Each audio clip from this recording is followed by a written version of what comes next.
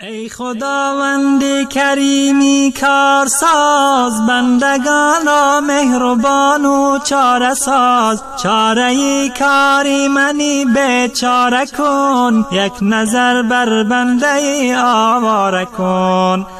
گشتم رسوا از این شرمندگی، شرم دارم ندارم بندگی. بنده غافل به درگاه آمده، مجرم و عاصی در شاه آمده. رفت عمرم از پی نفس و هوا، شد تباه حالم خدایا رهنما.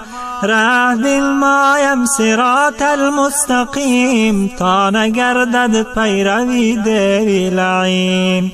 گر نباشی دستگیرم ای خدا، میبرد شیطان مرا دامی بلا.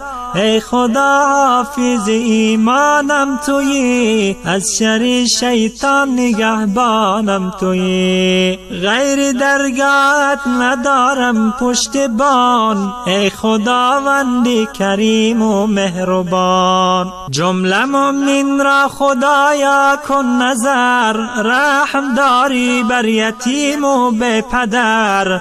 عاجز و مسکین و محتاج و گدا، در فغان گویند هر دم ای خدا.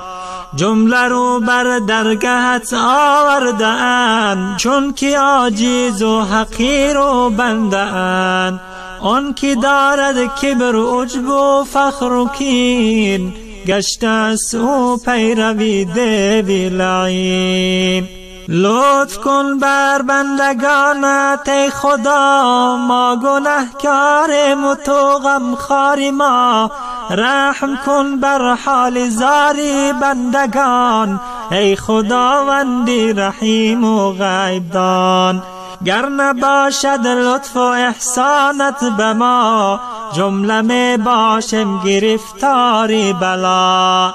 از هجوم حرص و نفس و شهوتم، صد دریغا دائما در غفلتم. می خورم افسوس و درگاهی احد، از دلی ناپاک گناهی بی عدد. رو به درگاهی تو آوردم کنون، گرچه باشم شیخ و شابوز و فنون. از اجل راهی گریز نیست و بس، من ندیدم از اجل بگریخت کس.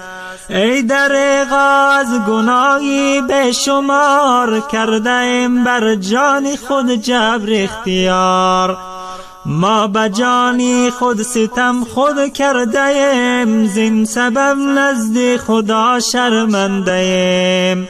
قاری عاجز و مسکین و حقیر، رو به تو آورده است دستش بگیر.